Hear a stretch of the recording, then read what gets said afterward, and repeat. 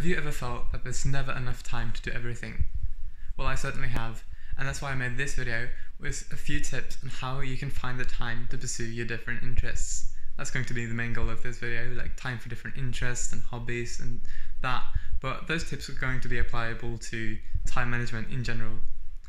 But first of all, I'm Sigurd and I make videos about figuring out yourself, figuring out your life, exploring and learning. So naturally I have different interests that I want to spend my time doing, and I have limited time. And it feels like there's never enough, but these tips have helped me at least. Now, I'm not perfect and I'm still in the process of learning this, but I think that this is going to be a very useful round of tips. The first one is something I do not just for this reason, but I do this for this reason as well, is creating monthly to-do lists and daily to-do lists. Or monthly goals rather. So the monthly goals can be something related to your interest, like learn to play a piece on the piano or finish this artwork, something like that. And the to-do lists on a day-to-day basis are going to be related to that goal. Now you shouldn't make too many to-do list points on each day, like ideally 3, which I do, which is manageable, and when there's so few you think you're actually going to do it, so the likelihood of you actually doing it is higher. If you put on like 10 points on a list and you have to do all of them throughout the day and something else comes up and you don't have time, it's going to be really hard to follow through on that and you get demotivated. But when you have only 3, you might very well be able to do that. And those things are going to be things that are measurable or manageable within that day, usually. So things like set aside half an hour for practice, or it could also be like read this section of a book in a foreign language that you're learning.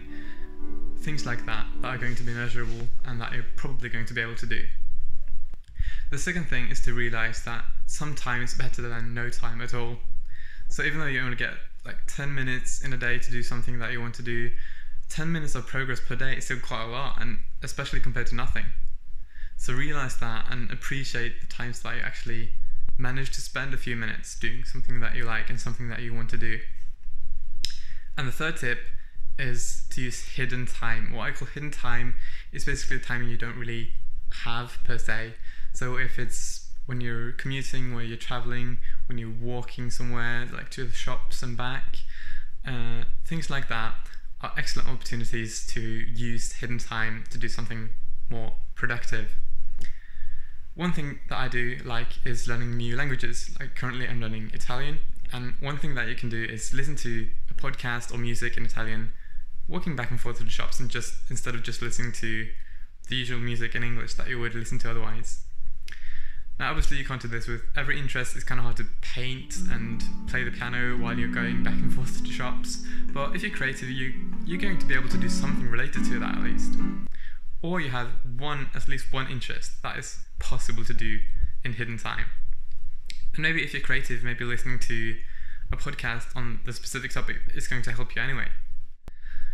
So those are my 3 top tips, and as I said, I'm not perfect at this, but I do believe that everyone following these tips, and just in general when you set aside some time to do stuff, you're going to be able to move in the right direction.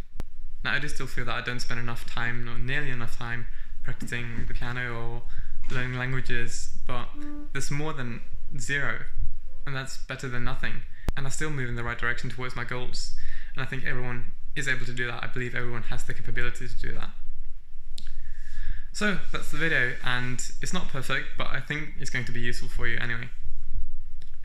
Now I actually left a quick PDF summary of the points in the description that you can have a look at, and if you did like the video, give it a like, subscribe because more videos are coming, and I also appreciate very much any tips on how I can improve, because, well, obviously I'm not perfect at making videos yet. So that's all for today, and goodbye.